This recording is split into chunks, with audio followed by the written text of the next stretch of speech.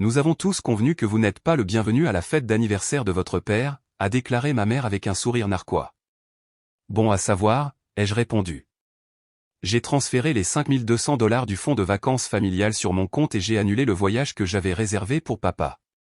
Le matin, j'avais 23 appels manqués et un message de mon frère qui a tout changé, voyage annulé. Merci d'être là avec moi aujourd'hui. J'espère que vous passez une merveilleuse journée où que vous soyez. J'aimerais que vous puissiez partager dans les commentaires depuis quelle ville ou quel pays vous regardez et quelle heure il est là-bas maintenant. Commençons notre histoire ensemble. Mon père, Arthur Carter, est le genre d'homme qui définit sa vie par des sacrifices silencieux. Il n'est pas du genre à faire de grands gestes ou à faire de grandes déclarations, mais son amour pour notre famille a toujours été un courant constant et inébranlable sous la surface de nos vies. Pour son 60e anniversaire prochain, je voulais faire quelque chose qui crierait enfin ce qu'il a toujours murmuré, qu'il était chéri, que ses efforts n'étaient pas passés inaperçus. Moi, David, son fils aîné, était déterminé à rendre ce moment mémorable. Pendant des mois, mon appartement s'était transformé en un centre de commandement secret. Des feuilles de calcul détaillaient les budgets, les onglets du navigateur contenaient d'innombrables recherches sur les lodges de pêche, et mes nuits étaient remplies du doux clic du clavier alors que je mettais au point la célébration parfaite. La pièce maîtresse était un voyage de pêche surprise de 7 jours dans un lodge isolé et d'une beauté à couper le souffle dans le Montana dont il avait autrefois rêvé en passant. J'avais imaginé l'expression de son visage, la joie rare et débridée. J'avais méticuleusement géré les réservations, les acomptes non remboursables déjà versés à partir d'un compte joint dédié que j'avais créé il y a des années, intitulé Carter Family Adventures.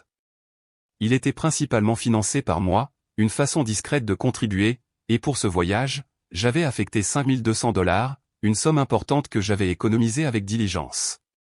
Au-delà du voyage, il y avait la fête, un barbecue dans la cour arrière avec traiteur à leur maison, une liste d'invités composée de ses plus vieux amis et de notre famille dispersée, un diaporama de souvenirs que je compilais méticuleusement à partir d'albums poussiéreux et de dossiers numériques oubliés, et une canne à pêche vintage restaurée avec amour que j'avais trouvée dans un marché d'antiquités. Elle brillerait d'une histoire que je savais qu'il apprécierait. Ce désir de fournir, de lisser les choses, n'était pas nouveau. J'avais aidé mon jeune frère, Liam, pour l'acompte de sa première voiture, un coupé tape à accent graveleuil qu'il ne pouvait certainement pas s'offrir tout seul. J'avais co-signé des baux, médiatisé des querelles, le plus souvent, couvert discrètement les coûts des événements familiaux que mes parents voulaient pour les apparences mais qu'ils ne pouvaient pas tout à fait se permettre. C'était devenu une habitude, mes petites concessions aux demandes apparemment anodines de maman, tout au nom de la paix, une paix dont je commençais à réaliser qu'elle se faisait souvent à mes dépens. Le poids de leurs attentes ressemblait à un manteau familier, presque confortable, que je n'avais pas remis en question jusqu'à récemment. Comment la femme qui m'a appris à me lasser les chaussures, dont les berceuses étaient la bande originale de mes premiers souvenirs, pouvait-elle nourrir une intention aussi calculée sous son vernis soigneusement construit de dévotion maternelle? Maman Margaret, enthousiasme fin initialement lorsque j'ai exposé les grandes lignes de mes projets. Oh, David, ça a l'air charmant, a-t-elle gazouillé, son sourire un peu trop éclatant. Mais bientôt, les suggestions ont commencé des changements mineurs, les appels réels qui ont toujours déplacé l'attention, gonflé le budget que je devais couvrir ou pousser subtilement mes plans soigneusement élaborés vers ses propres préférences. Lorsque je lui ai montré avec enthousiasme la brochure du lodge du Montana, celle avec les photos époustouflantes de lacs immaculés et de sommets enneigés, elle a soupiré à un son doux, presque imperceptible, mais que je connaissais trop bien. Oh, le Montana, chérie, a-t-elle dit, sa voix coulant de cette douceur maternelle unique qui pouvait faire d'une critique une caresse. Ça a l'air plutôt rustique pour votre père, non? Et si loin. Si quelque chose devait arriver.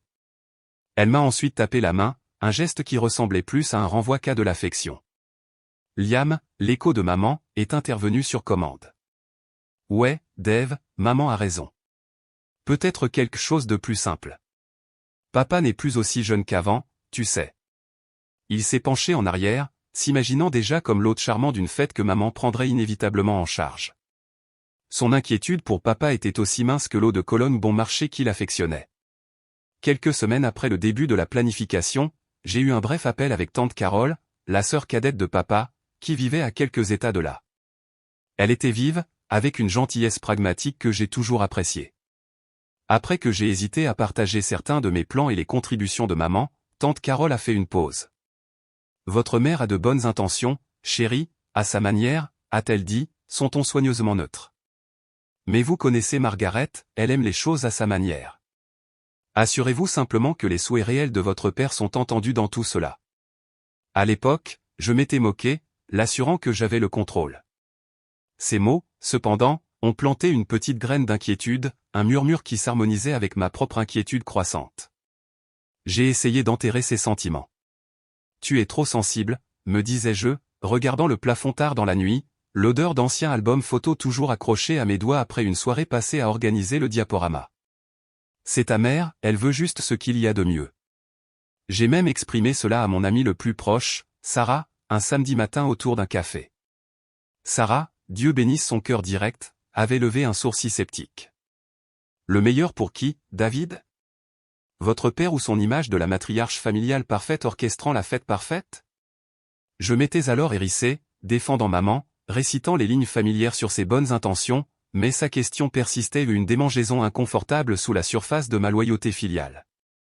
Les détails tangibles de la planification étaient mon refuge, la sensation nette des billets d'avion pour papa et moi, le clic satisfaisant de « confirmer la réservation » sur le site web du lodge, l'odeur chaude, légèrement moisie de la boutique d'antiquité où j'ai trouvé la canne à pêche. C'était réel, solide, c'était mon amour pour papa manifesté. J'imaginais l'arôme de son gâteau au chocolat préféré, celui que je prévoyais de commander à son ancienne boulangerie de quartier, se mélangeant à l'odeur fumée du barbecue. J'ai imaginé sa main, usée et forte, courant le long du bois lisse de la canne restaurée.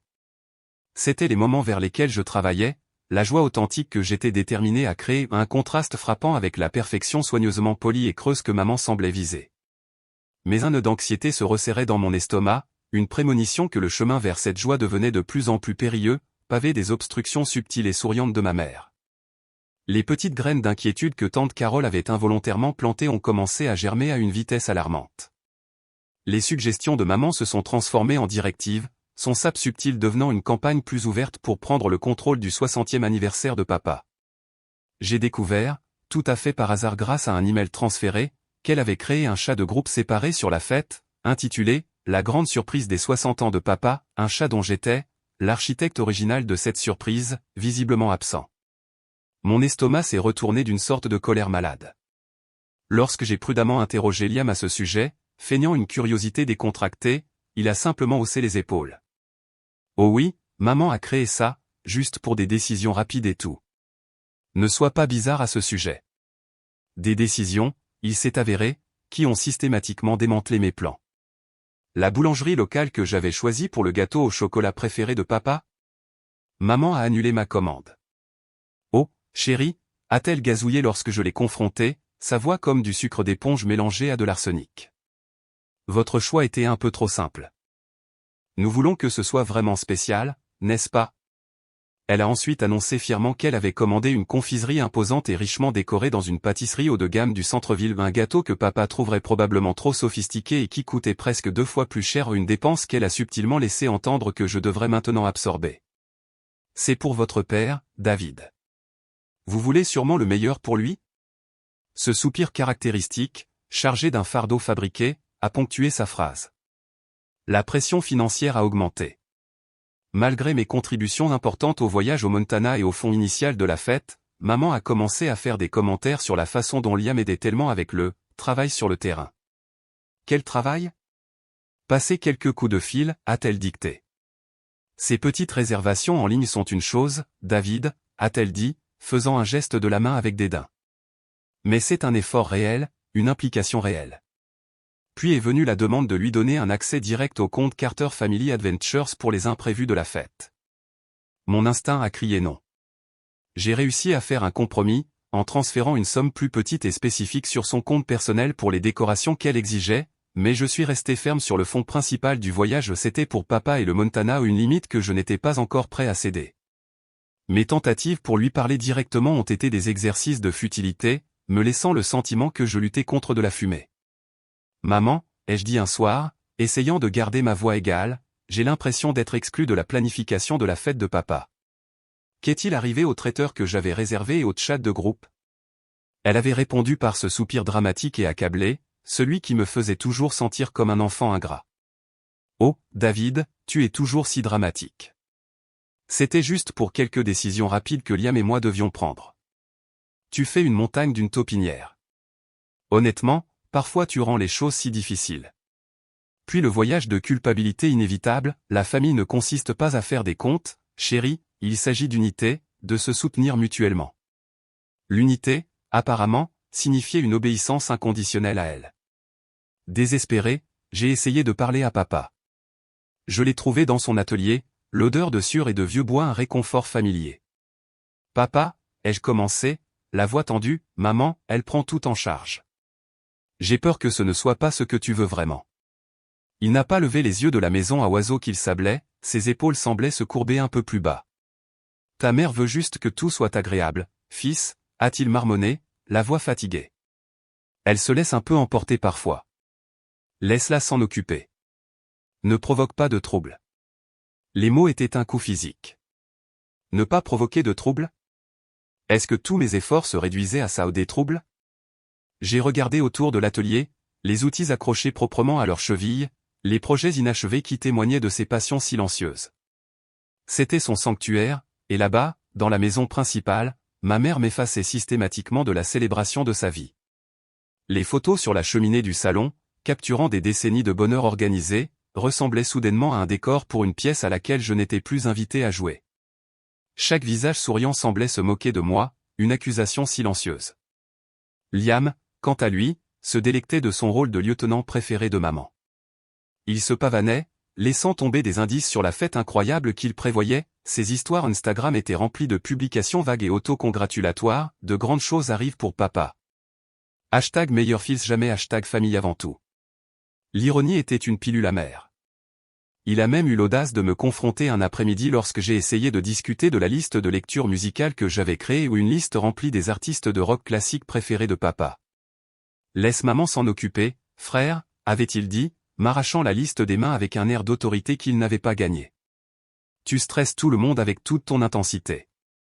Son utilisation du mot « intensité » ressemblait à une citation directe de maman lors d'une des séances de planification de maman auxquelles je n'étais bien sûr pas invité, mais que j'avais pu surprendre depuis le couloir. Elle avait sommairement rejeté une petite idée réfléchie que Liam lui-même avait proposée pour un hommage à l'ancien groupe de musique universitaire de papa.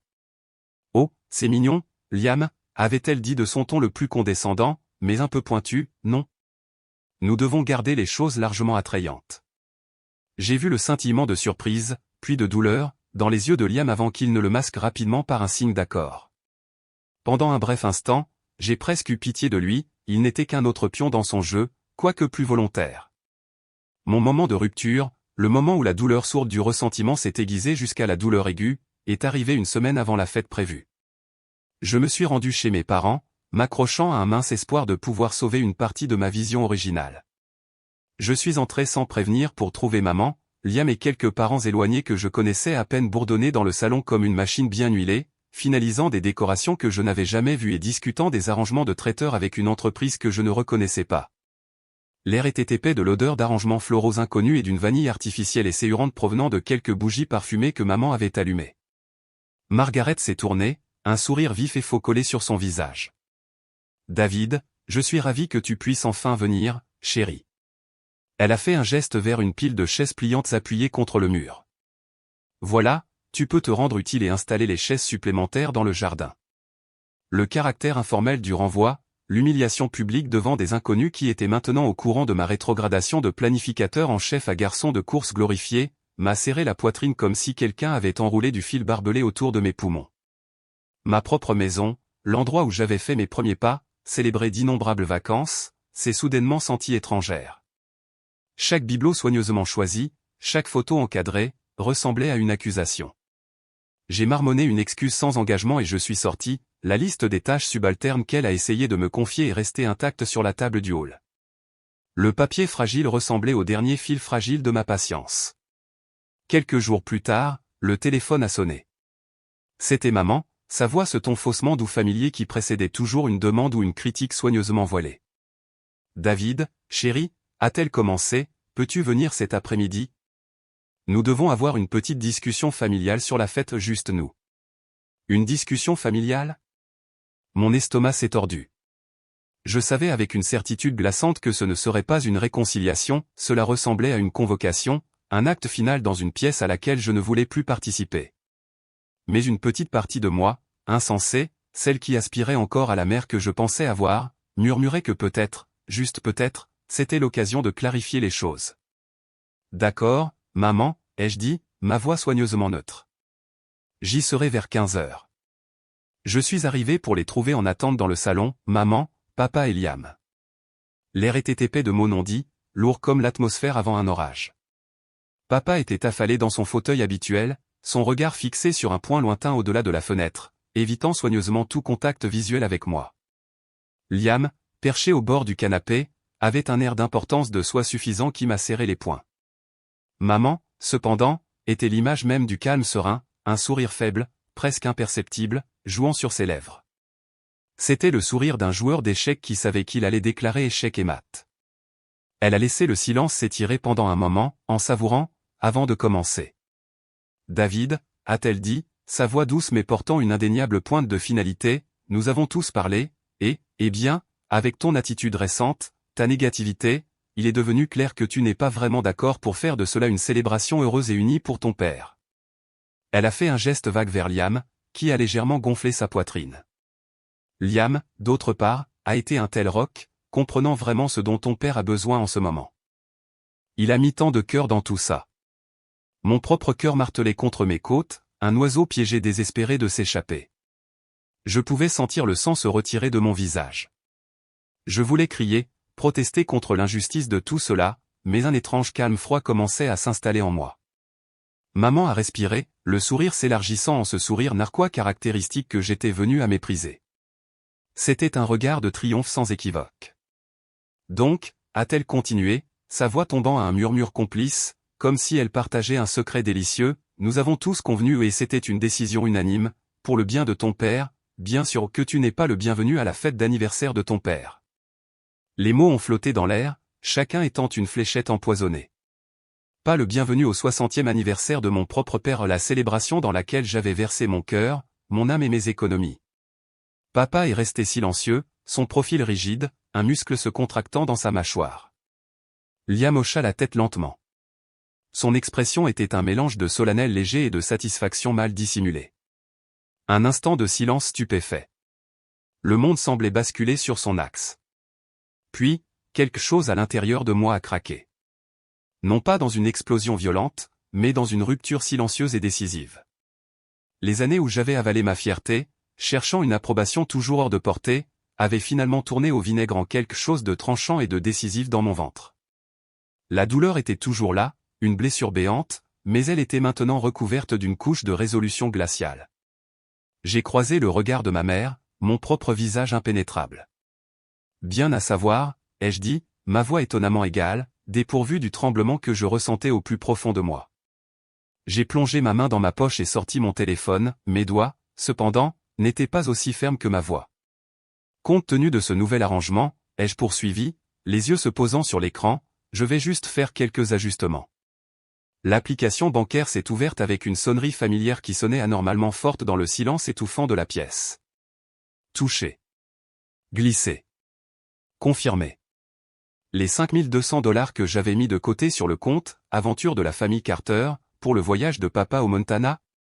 Considérez ce financement comme retiré. J'ai brièvement incliné l'écran de mon téléphone vers eux, montrant la confirmation du transfert et les réservations au lodge, le guide de pêche que j'avais passé des semaines à vérifier, le vol charter spécial que j'avais organisé pour tenir compte des problèmes de genoux de papa ou tout annulé. Des pénalités encourues, bien sûr, mais c'est maintenant mon fardeau, pas celui de la famille. Le sourire narquois de ma mère s'est transformé en un masque d'incrédulité, qui s'est ensuite tordu en une grimace de fureur. Tu n'oserais pas, a-t-elle crié, la voix cassée, le calme soigneusement construit se brisant comme du verre bon marché. Cet argent était pour ton père. Liam s'est levé d'un bond. Tu ne peux pas faire ça. Papa attendait avec impatience. Je l'ai interrompu. L'attendait-il, ai-je dit, tournant enfin mon regard vers mon père, qui me regardait maintenant directement. Son expression était un mélange confus de choc et de quelque chose qui ressemblait peut-être à de la douleur, ou attendait-il avec impatience ce que maman lui disait qu'il devait attendre avec impatience? J'ai maintenu son regard pendant un long moment. Papa, je t'aime. J'ai tout planifié, la vraie version pour toi. Mais je ne serai plus un paillasson. Je me suis levé, les jambes étrangement fermes. Profitez de la fête que vous avez prévue, ai-je dit, les mots s'adressant à tous, et pourtant à personne en particulier. Je suis sorti de la maison, le bruit de la porte d'entrée se refermant derrière moi résonnant avec une finalité profonde. Le trajet du retour a été un flou. La rage, le chagrin et un sentiment étrange et croissant de libération se sont affrontés en moi. Mes mains tremblaient si fort sur le volant que j'ai dû me ranger sur le bord de la route un instant, juste pour respirer. L'image du visage contorsionné de ma mère, le silence stupéfait de mon père, l'indignation balbutiante de Liam, tout cela se rejouait dans mon esprit. De retour dans mon appartement, le silence était un baume bienvenu. J'ai éteint mon téléphone, ayant besoin de me déconnecter de la toxicité. Des heures plus tard, lorsque je l'ai finalement rallumé, l'écran s'est allumé avec une salve de notifications, 23 appels manqués, la plupart de ma mère, ces appels devenant de plus en plus frénétiques, quelques-uns d'un Liam agité, et un de papa, un seul appel qui était allé directement sur la messagerie vocale. Je l'ai écouté, ma respiration se prenant dans ma gorge. Fils, sa voix était hésitante, imprégnée d'une incertitude inhabituelle, peut-être devrions-nous en parler. Appelle-moi, je ne pouvais pas encore. Les blessures étaient trop vives. Puis un nouveau message texte a sonné. C'était de Liam. Mon pouce a plané au-dessus du bouton supprimer, mais quelque chose m'a poussé à l'ouvrir. Dave, je me suis planté de gros. Maman, elle a menti sur plus de choses que je ne le pensais. Plus que la fête. J'ai trouvé quelque chose que tu dois voir. C'est grave. Appelle-moi s'il te plaît. Ça change tout. Le message texte de Liam était resté sur l'écran de mon téléphone, pulsant d'une étrange urgence, ça change tout.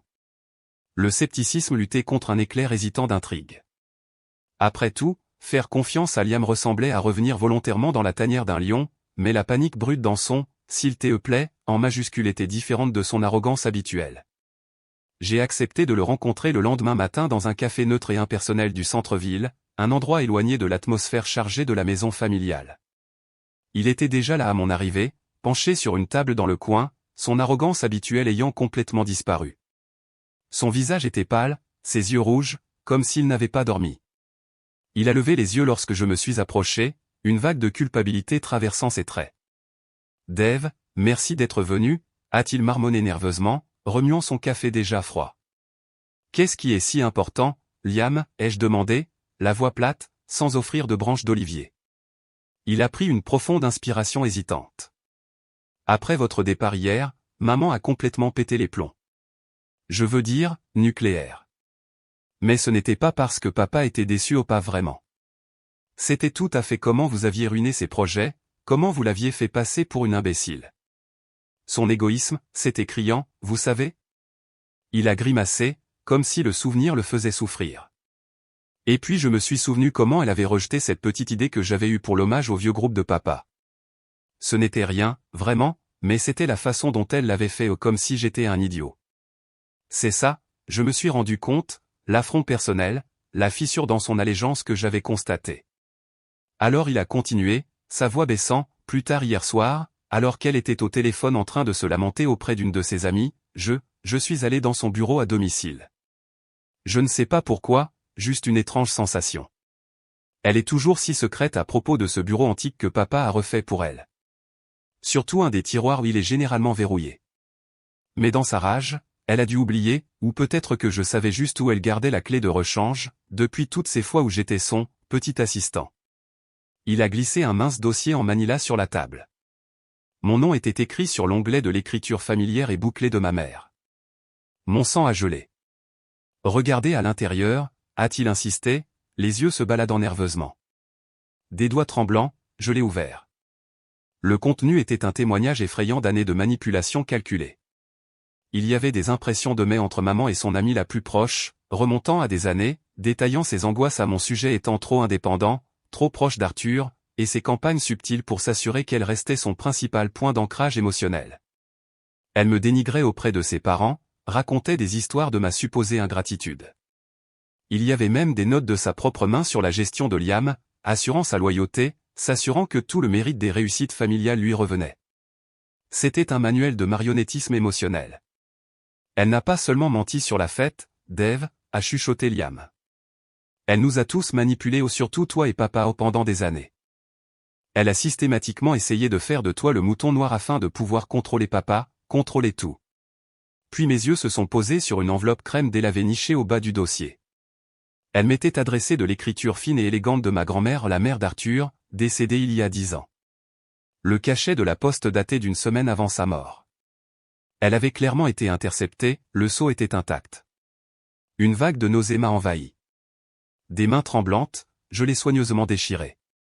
Mon très cher David, commençait la lettre, si tu lis ceci, cela signifie que je suis parti.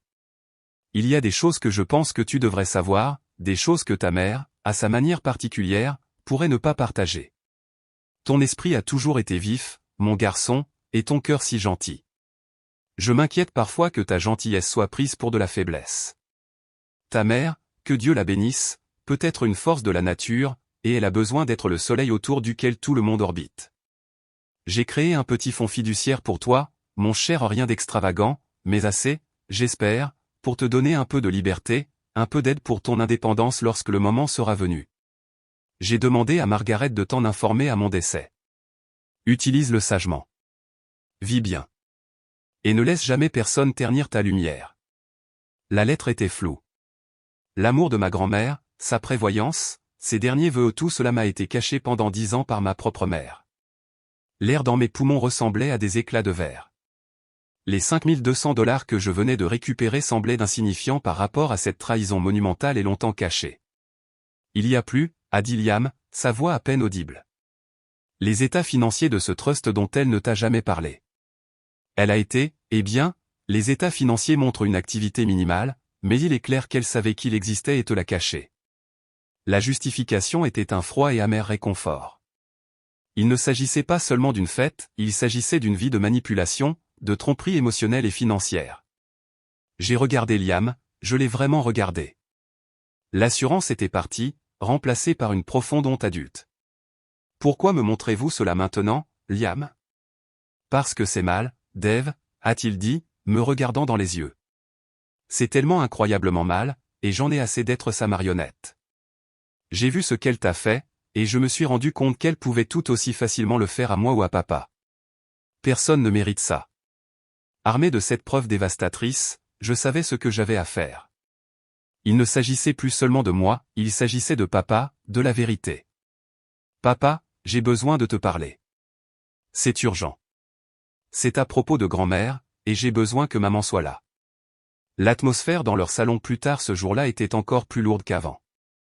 Liam se tenait à mes côtés, une présence silencieuse et de soutien. J'ai exposé les preuves sur la table basse calmement, méthodiquement, les emails de maman, le témoignage corroborant de Liam sur son comportement et ses aveux récents, et enfin, la lettre de ma grand-mère, plaçant les relevés du fonds fiduciaire à côté. Maman a d'abord essayé ses tactiques habituelles, déni, indignation, douleur feinte. C'est ridicule. Calomnie. Liam, comment as-tu pu trahir ta mère comme ça? David déforme tout. Sa voix était aiguë, imprégnée d'une panique croissante en voyant la preuve irréfutable qui s'étalait devant elle. Mais cette fois, ses paroles sont tombées à plat. Papa a pris la lettre de sa mère. Sa main tremblait lorsqu'il la lisait. Puis il a regardé les emails, son visage devenant progressivement cendré. La façade soigneusement construite de leur vie, celle qu'il avait inconsciemment contribué à maintenir par sa passivité, s'effondrait autour de lui. Il n'a pas crié, son silence était plus accablant que toute accusation. Il a simplement regardé Margaret, vraiment regardé Margaret, peut-être pour la première fois depuis des années, avec une expression de désillusion si profonde et douloureuse que les fondements de leur vie commune se sont visiblement fissurés. Toutes ces années. A-t-il finalement murmuré, la voix épaisse de larmes non versées. Ma propre mère, mon fils, comment as-tu pu, Margaret? Est-ce que quoi que ce soit était réel? Il s'est tourné vers moi, les yeux emplis d'une douleur qui reflétait la mienne. Je suis tellement désolé, David. J'étais aveugle. Je l'ai laissé, j'aurais dû voir, j'aurais dû te protéger. La grande fête du 60e anniversaire, bien sûr, ne s'est jamais déroulée. Le voyage au Montana est resté un rêve annulé, bien que papa et moi ayons parlé avec hésitation d'un voyage de pêche plus simple un jour, juste nous deux ou peut-être avec Liam, s'il continuait à regagner cette confiance. Le monde de Margaret a basculé, le masque social qu'elle portait depuis si longtemps était brisé du moins au sein de la famille. Papa a insisté sur le fait qu'ils avaient besoin d'espace, que leur relation avait été irrémédiablement endommagée. Il a commencé une thérapie. J'ai commencé le processus juridique d'accès au trust que ma grand-mère m'avait laissé. Il ne s'agissait plus de l'argent. Il s'agissait d'honorer sa mémoire, de récupérer un morceau de mon passé qui m'avait été volé. Ma relation avec Liam est en cours. Il a fait un choix courageux, quoique tardif. Il y a une nouvelle honnêteté fragile entre nous. Nous parlons pour la première fois depuis des années. La famille que je croyais connaître était, à bien des égards, une illusion soigneusement conçue. La briser a été agonisant, la chose la plus douloureuse que j'ai jamais faite. Mais des décombres, j'ai enfin pu commencer à construire quelque chose d'authentique, quelque chose de vrai. J'ai trouvé une force que je ne savais pas posséder, une capacité à fixer des limites que je n'avais jamais osé ériger.